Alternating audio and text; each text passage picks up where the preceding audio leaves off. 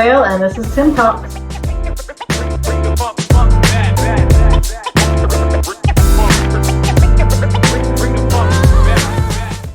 Welcome to Tim Talks Season 2. We're here to put therapy in motion again, but as you can see, we're bringing it live from where the people and the professionals do what they love and love what they do. I'm your host, Daniel Brooks, owner and creator of Good Counsel LLC, where we're here to make healing possible by connecting you to mental health and wellness professionals within your community. Be sure to check us out and find out more at wearegoodcounsel.com. Tonight, we have none other than Hannah Phillips Hale, a licensed professional counselor and licensed and registered art therapist here in Roanoke, Virginia. She has over 16 years within the mental health field. We actually even worked together a few years ago, and I'm just excited to have her. One of her mottos is to trust the process in therapy, not the product. I'm excited to learn more. Welcome, Hannah Phillips Hale. Thank you. Doing? Really glad to be here. Doing well. Glad to have you. I know this is a long time coming. Getting a chance to get back reconnected with you, seeing all the amazing things that you have going on. How you been? You been good? Yeah, I've been doing well. Good. Trying some new things in life and Perfect. seeing how that goes. I love it. I love it. Tell us a little bit more about you outside of the mini intro. I know you do a lot. Yeah. So I'm a licensed professional counselor and a registered art therapist at this time. And so I work at Mainstream Mental Health full-time and just started that job a few months ago. And then I work part-time at Anderson Music Therapy Services and have been there since January. So it's really cool to be able to be in these different kind of locations and the different services that are offered to people through different modalities. Everybody has their different strengths and skills to share. So that's really awesome. 'Cause you do two totally different things at both places. Yeah, right? yeah. I like to keep my plate full. I love you. Definitely a hard worker. So I guess we'll start off, shift gears a little bit. Tell us a little bit about what you do with Mainstream. Just kind of start there. Then we'll get into the art therapy side. Yep. So at Mainstream, I'm the LMHP coordinator. So that means I'm kind of over the licensed mental health professionals. So we do a lot of assessments for services. At Mainstream, we offer mental health skill building, PSR, which is psychosocial rehabilitation. And then we also have outpatient counseling and crisis stabilization services for kids through adults.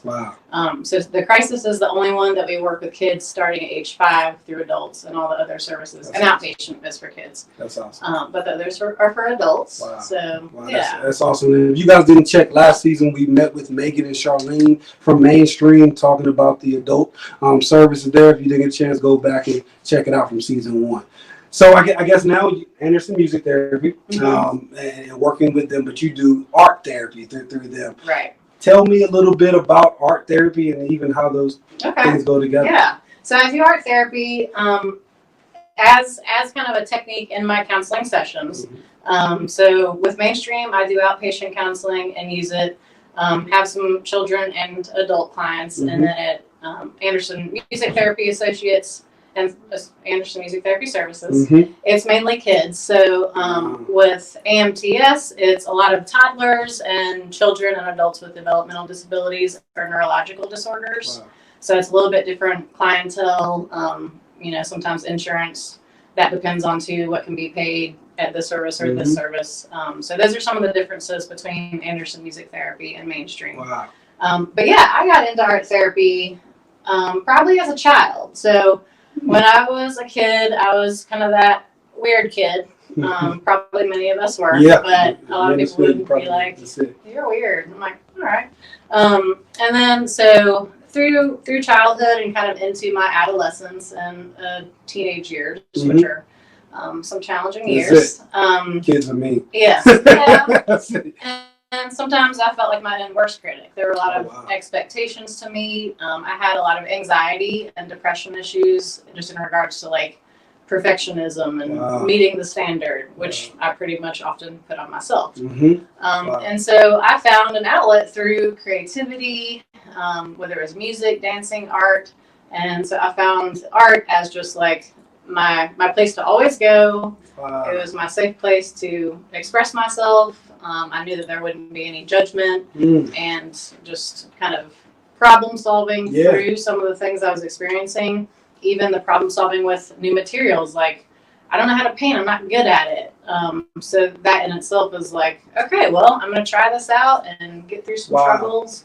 And that was like a symbolic, metaphorical experience of, okay, I can overcome these things and have a. So was art kind of introduced to you, or you just always were doodling or doing something with art? So I guess the youngest I can remember doing art is with my family. My mom would always we would do like the salt dough creations. So you like make with dough and salt and bake it, and then you can paint it.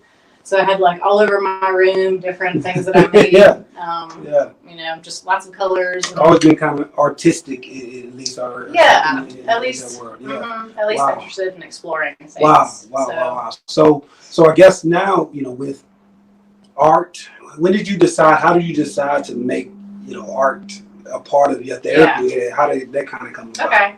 Well, in high school, so I also did some art classes in high school, and that's when I knew that was also kind of like a tough day of being around lots of people, going to classes, expectations there, and art class was always like, okay, I can just like bring it down a notch and just experiment with some materials. They were gradinger things, but it was again just like a haven, kind of a refuge. So at that time, I was like, I think I want to continue using art in whatever I do. So that was also when I started working with through Blue Ridge Behavioral. Okay. At that time, there were some like day programs where adults with developmental disabilities would come. So I worked with that group for a while, and I was just really drawn to working with people overall. And so then I was like, okay, I think I want to keep working with people with specifically mental health issues or, you know, just different challenges. So that kind of happened before college. And then I went to college and went to Hollins, right? Yeah, went to Hollins University, and double majored in studio art and psychology. And so two very different classes, you would think. But then as I was doing the two different majors and talking to my professors, they were like, there were so many ways that it crossed over. And I had a really great professor, a couple, but one in particular, he was like, I know that you love the psychology piece and you are like a very giving person, so you should look into art therapy. So he kind of connected me with someone. I traveled abroad to Ireland and there were some art therapists there. So I was like, okay, I can see this in action now. Whoa. So yeah, so it wasn't even your purpose necessarily to go for art therapy, right? Like just and that's one thing I've seen through all of the Tim Talks is everyone who has a passion for what they do, it kind of was a calling, and just to be in this field, you know, in general, it has to be some type of calling or something to it. So even now, fast forward to you know, art therapy. What are the benefits? Who would come to an art therapist? So I think anyone can benefit from art therapy. A lot of kids or a lot of people have the assumption that only kids benefit from art therapy because it's like, oh, well, I haven't drawn or, you know, colored in years. So that's something that kids do. But that's not true, in my opinion. So anybody can benefit from art. And truthfully, being able to kind of experiment and play with art materials, it can take you back to some of those parts of your childhood that you've been so disconnected from for years and years. That's a healthy thing to access. Never thought about it like, our inner child is really still in there. He or she or it may be kind of pushed down or suppressed, but we need to pay attention to our inner child because that's how we first began our life and how we started to be molded. And just in that regard too, so like through my career, I've done a lot with CHIP, Child Health Investment Partnership, and that focuses on birth to age 7. So a lot of my passion has been with early childhood development too, and just like the earliest shaping of one's life happens in those first 5 years. But you know. So that is like super important to pay attention to, and so that connects to as an adult what you may have missed as a child or what you want to go back to in your childhood and reconnect with. That's really awesome. Yeah, so I can rant for please do. So all those things, even with so is there a particular diagnosis or anything that would, you know, art therapy is primarily for, or is for any, you know, anyone who wants to try it? Yeah, so there's no specific diagnosis or disorder or ability level, disability level. Even, you know, I've worked with paraplegics before, and it's a very different way of doing it. But if someone can't control their hands or feet, there's kind of, you are used as their artist, and they communicate with you in some way about like what colors or lines you want to use. So it's a very different type of, okay, here are the materials, you have the limbs to use them, but you have to get creative, just like the whole point of art therapy overall is. So I use it with most everybody that I work with, but there are some sessions where a client will come in and they might just say, I don't feel like making art today, I'd rather just talk. I'm like, yeah, okay, that's cool. I often work with clients and I tell them, I want you to lead this. You know, I'm here for you, but you're kind of in control of our time here together. So in that regard, other times people come in, and especially sometimes kids, or like if there's just some anxiety or shyness. So sometimes it's like, we don't have to talk at all. You know, here's some art materials, just start working that way. Or I'll give a prompt or a directive, like, why don't you create an image about your feelings right now? Or why don't you create an image about the best experience you've ever had? And so people don't have to be able to draw or be an artist. That's a lot of my next question, because I can't even write good. My handwriting is terrible. That's okay. That's an art form in itself, I would say. I appreciate that. Yeah, it definitely is that bad. Wow. So you don't have to have any type of background or any type of knowledge of art. Yeah. Wow. So some of our sessions, it's a very case by case basis, but some of our sessions, clients will say, well, I need to know, I want to feel confident with this material first. And so it's a learning process, but I'll teach how to use certain materials, or, you know, ways you can experiment and different techniques you can use. But yeah, you do not need to have any skill. So if clients come in for the first time or whenever, I'll say, you know, depict XYZ, the situation, using shapes, colors, or lines. So you don't even have to make it realistic. Most everybody can use shapes, colors, or lines to represent something.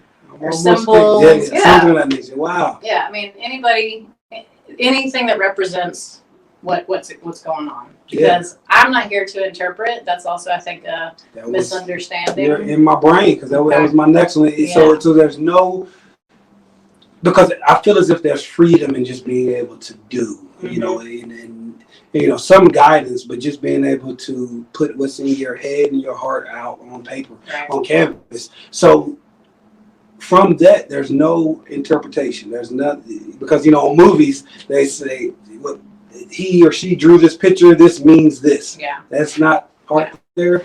So there's probably always some interpretation. Okay. Whether it's internally as the art therapist, because there are art therapy assessments out there, and I'll kind of mention those in a minute here, because those in themselves can be a technique used in the session. So there's been a lot of research done on art therapy, and based on that, sometimes art might show a certain characteristic or something they used in the process, and it might be indicative of some sort of disorder or, you know, a medical condition even. So with that research, it can kind of show, this might be an indication that you're suffering from this, or you have some symptoms showing this. But I'm not going to go in and say, all right, well, your art is telling me that you are... okay, you're not going to break it down for a session and say, this is what's going on. Yeah, I might suggest and say, so it seems like this might be a theme in your art. Is that true? But it's up to the client to kind of say, all right, to me, this is what I represented. Because a lot of people might say, oh, black means like sadness or you know, something in particular, or might mean... Red might mean love. Well, that might not be the case for someone. Black might mean like happiness or like calm. And red might mean pain, or, you know. So it could be a number of different things. So even while they're, you know, going through this process and they're starting off, it sounds like that they, you know, go through this process. And how can you tell, I guess therapy is hard to say, how can you tell when someone's finished, or if their sessions can come to an end? Is there a culmination of something, or is there an X number of sessions that kind of can show that?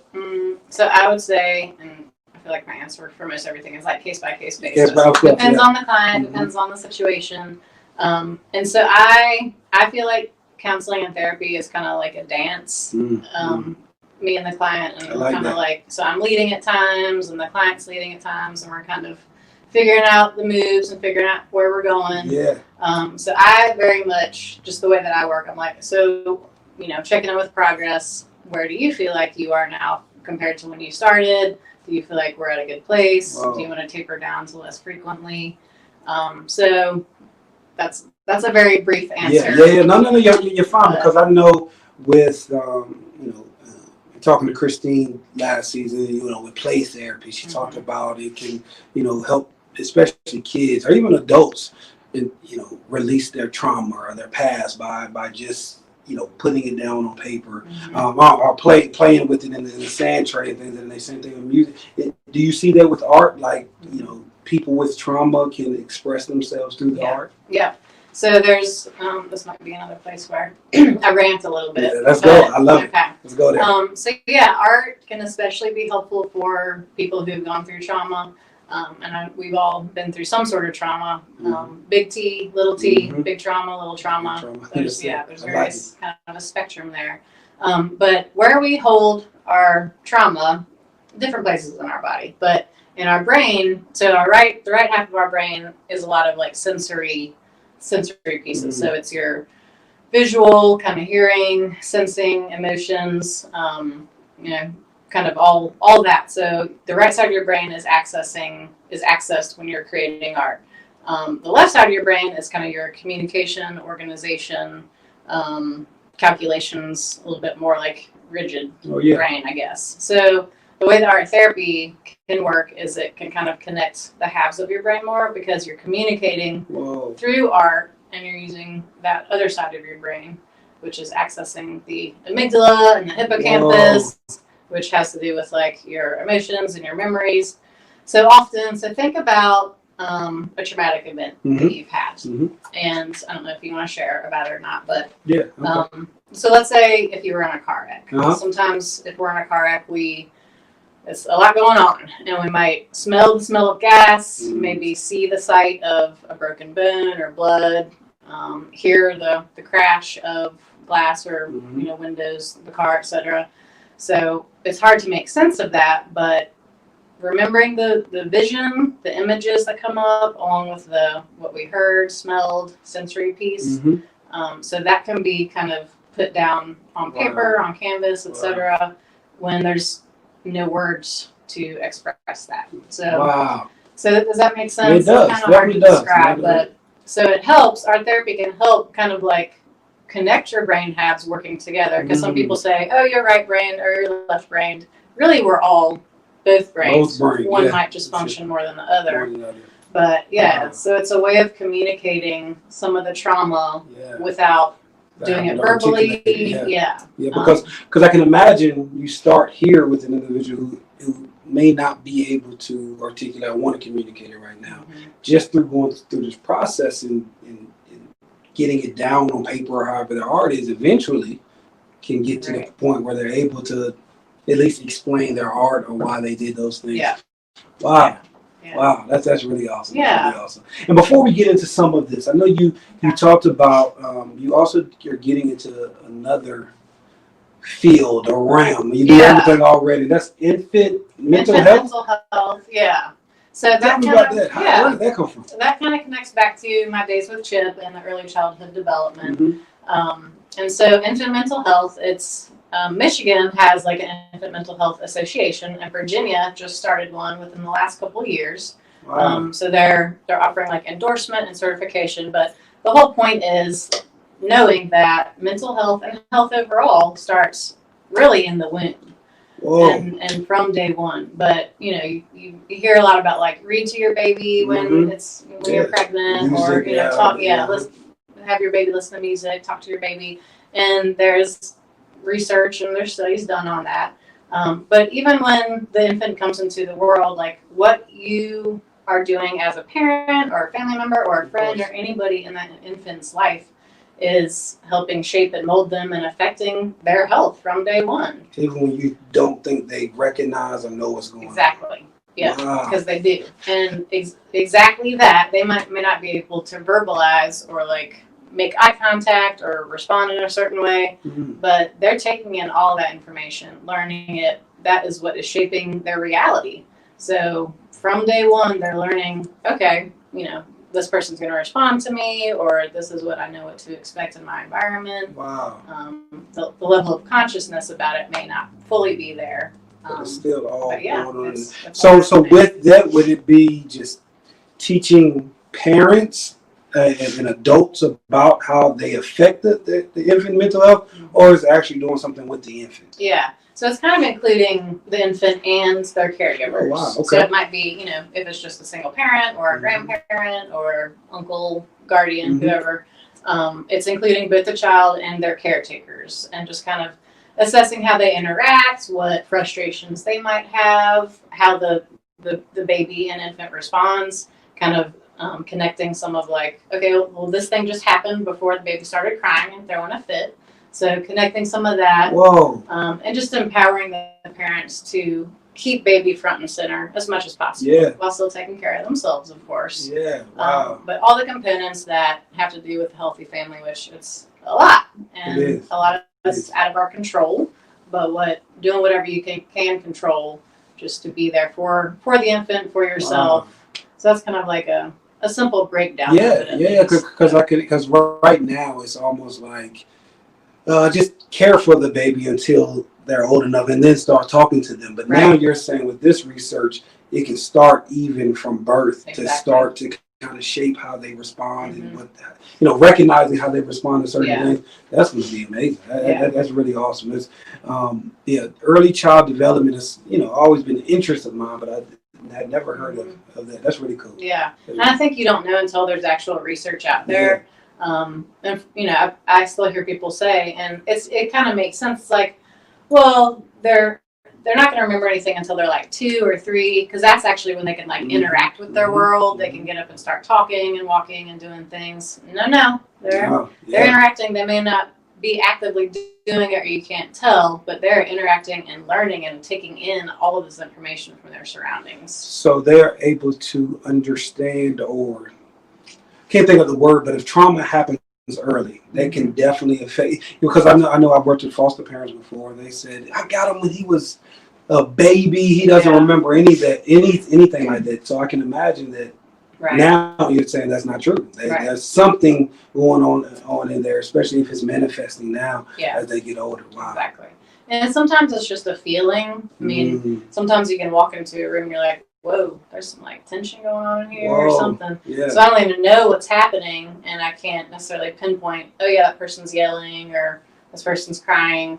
But clearly there's a feeling, and that's what infants can feel. Infants, toddlers, babies, they can feel, in the womb, they can feel their mother kind of tightening up if she's experiencing stress, and the organs, the blood flow are affected by that stress, and that's awesome. All that good stuff. That's awesome. So you're going to be able to help families from birth all the way up to... I hope so. Wow. Wow. You've always been, awesome and very passionate about what you do. And it shows you do what you love. And that's really what we want, and where we want individuals, especially our professionals who work with us to be. And that's the whole purpose of Tim Talk, is getting people exposed to people who love what they do, and so people can make that decision. Hey, I never heard about art therapy, or I never knew that was a thing.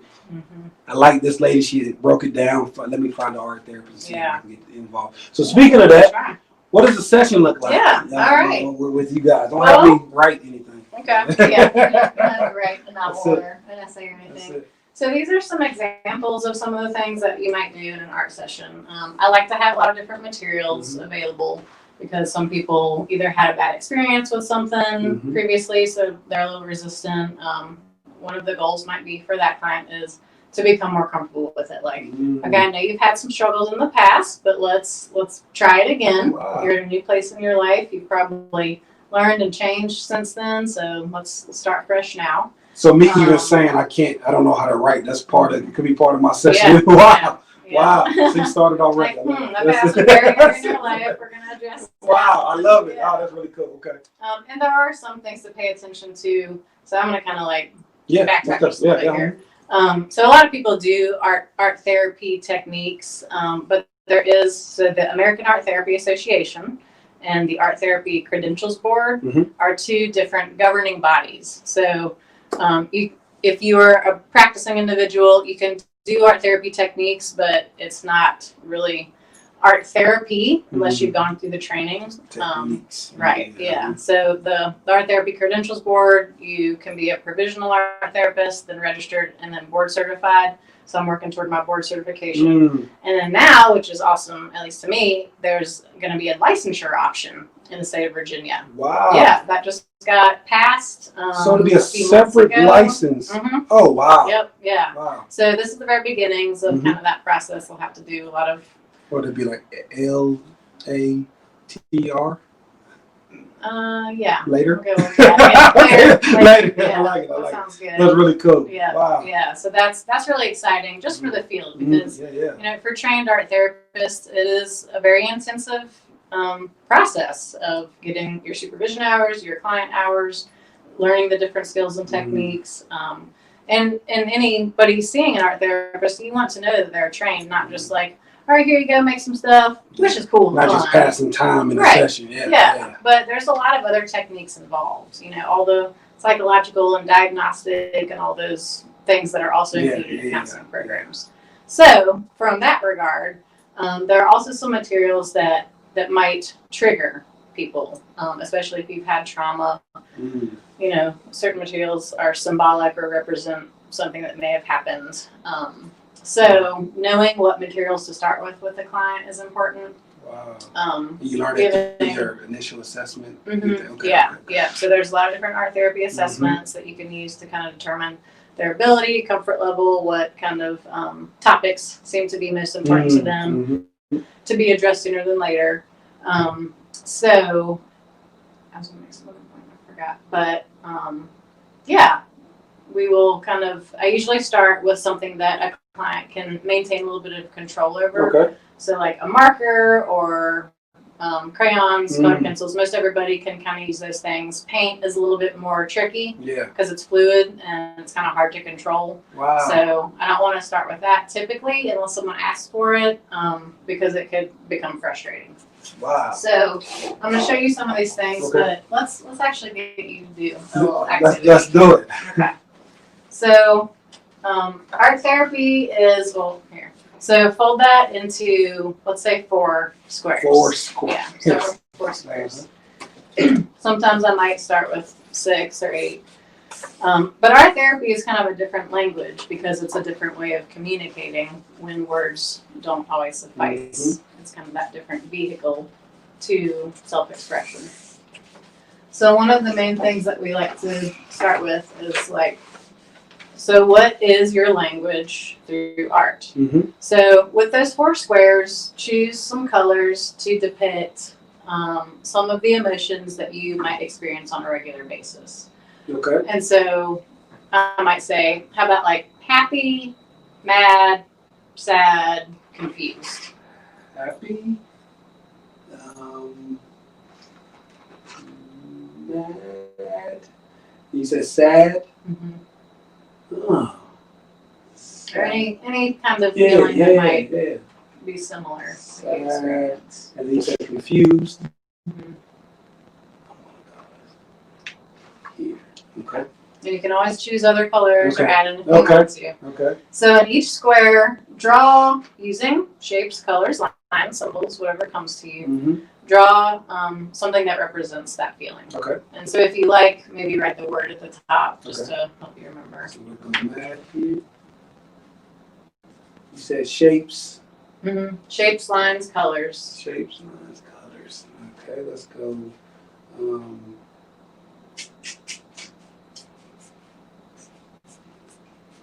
Mad. And then you said happy.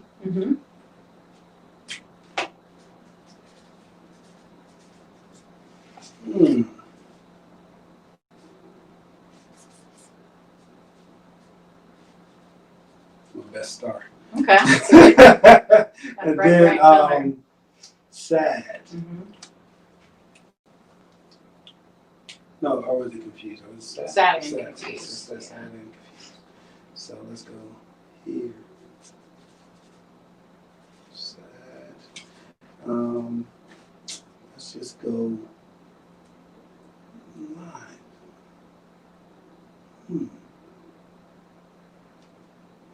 Sometimes it's just the first, Yeah. whatever the first thing that comes into mind is. Yeah. And sometimes we're Can like, it be weird? Like I said, a straight line. Mhm. Okay. Yeah. That's really Yeah. the first thing that popped, and I said, nah, not that. Okay. And then confused. There's no right or wrong. Okay. Art therapy. Okay. Good to know. Good Yes, to know. I say that It many might be wrong a times. lot. Okay. Good. And confused.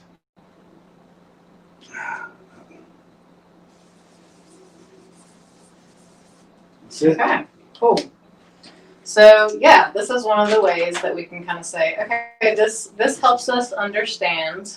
It's bad. I told you my hair. You see that? There's no right or No wrong. right or wrong. You're right. Yeah. Yeah. No right or wrong. No. Yeah. So this is a way to kind of be like, okay, so yeah, this kind of helps me understand like what some of your art might include if we're talking about a certain feeling or emotion or situation.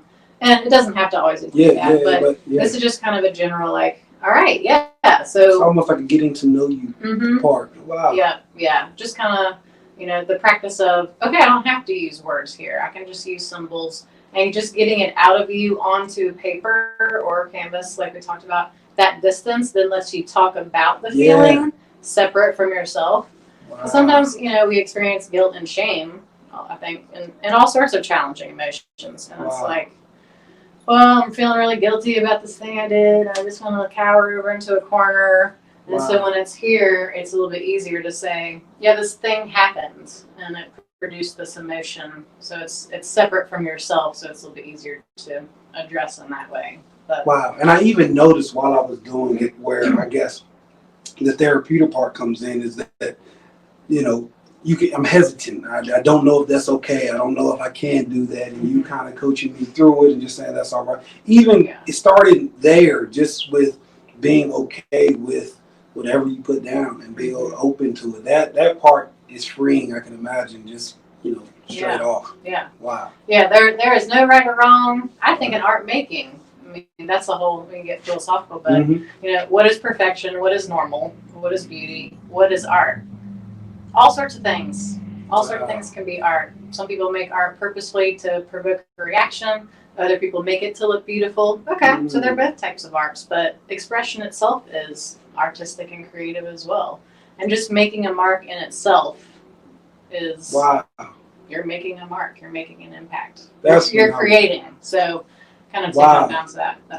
Because art has always been something I've shied away from just because and again, that's something I guess I need to explore on my own. Why, because I consider myself creative, just not in the art world. I always say my brother and my sister sucked all the art, stuff from my mom, I guess, and I just left, in the middle. But because my sister, she can sing, my brother's very artistic, and me, I'm stuck in the middle, but there could be something there. So that's really, really cool. I can tell. I knew you probably would go. Art therapy isn't just drawing or painting. It looks like you can do all types of different things. Yeah. So sometimes it's about the image because that holds power or a story, and other times it's about the process. Sometimes people just need to come in and like rip paper. You need to just get out that energy of like, I just feel like I need to punch something. So it's like, you know what? Rip some paper. Make a pile of ripped paper over there, which is really cool to watch and do. You should do it if you're feeling like you need to. Yeah. And then sometimes from that ripped paper, we'll create it into a collage. So that's like gluing on the paper into a different shape or an image. So that in itself is like you're taking from this really uncomfortable experience and making something new. And that's exactly what you can do in life. Wow. Taking from a situation, changing your story into a different way that you want it to be. Wow. So, yeah. I love those analogies. Those are things that, especially when you don't realize you're doing some type of therapeutic process, and the whole time you are, and then you kind of, it makes it real. It makes it more very plain. Wow.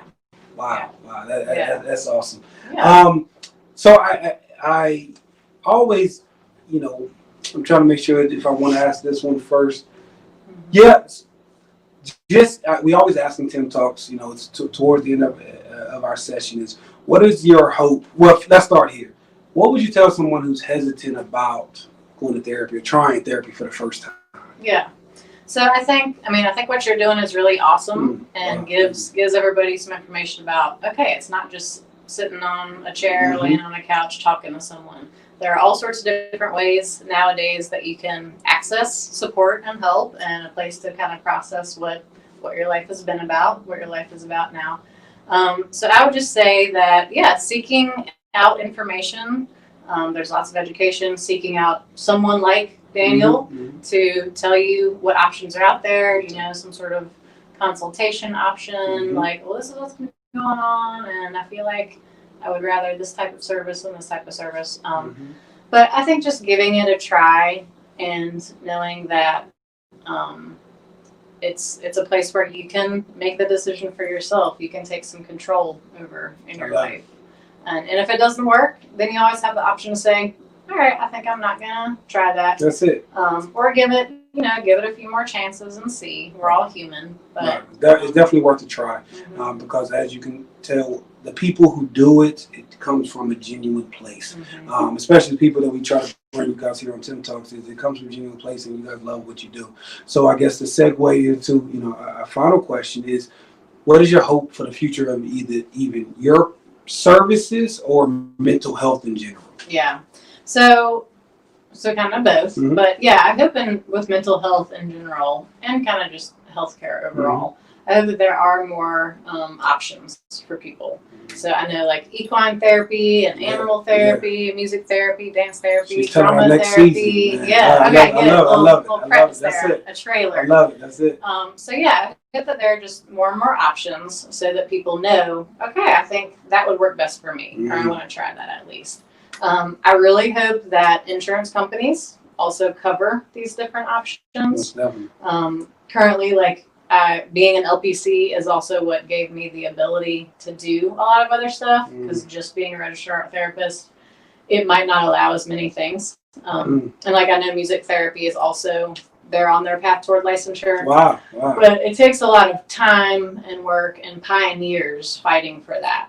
So I guess in that regard, I hope there are more and more pioneers fighting for it. Kind of selfishly, I hope there are more students going to grad school for art therapy and learning about all that stuff. Bring it back to Rona, bring it back to the surrounding areas.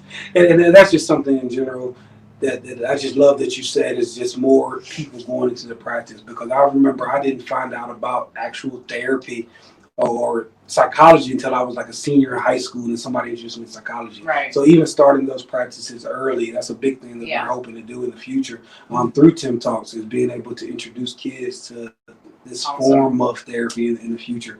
Or all different types of forms, see if that's something that they not just can benefit from, but they might want to do. Because we're going to miss out on a lot of people who are really good at helping people to heal. I really love it. How are you currently taking clients, or is that a process that people, do you do like classes or sessions, or is it just you kind of take on clients? Yeah, so currently I am taking clients. Kind of depends on the day of the week that's going on. But so through Mainstream, we take clients who are children or adults, and again, some of it depends on certain insurance companies if they'll pay. I think we're working toward offering more options for payment wise. And then at Anderson Music Therapy, I work there part-time, so I have limited hours there, but I would like to kind of come up with some classes, maybe on the weekends, depending.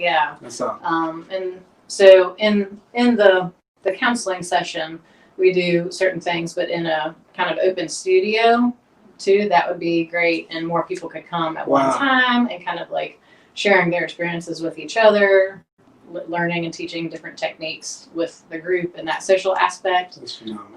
So yeah, my dream one day is to just open like a kind of holistic, creative, expressive therapies. Let's do it. Domain. Let's do it. Building of some sort, and have building of healing. Just like, all right, I just finished art therapy. I want to walk down and get some massage therapy. I want to get some, aromatherapy or some, I love it. You're my all brain. Different things. That's it. That's it. I love to hear the innovation, because mental health has to evolve, because we're evolving. We're going through things like COVID and the social injustice. We're going through so much stuff, and the mental health treatment has to evolve. We have to reduce the taboo. We have to reduce the stigma around it, and we have to evolve in the field. So that's why I'm excited to hear your ideas and hearing the licensing options and all that cool stuff coming. Anything you want to leave us with?